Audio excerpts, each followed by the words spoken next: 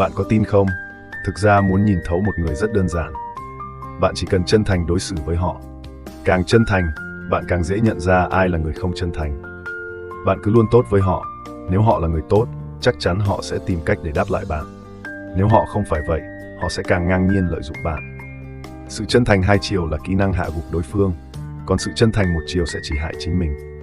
Để xem một người có phẩm hạnh hay không, hãy cho họ quyền làm tổn thương bạn. Nếu họ đáp lại bạn bằng tấm lòng chân thành, chúng ta nhất định không để họ phải thiệt thòi. Nếu họ không biết trân trọng thì ta cũng chẳng cần nói nhiều. Nên đi thì đi, nên ở thì ở. Không có gì phải tiếc nuối, chỉ là có xứng đáng hay không thôi. Nếu sự chân thành không thể nở hoa, thì hãy để nó mọc đầy gai.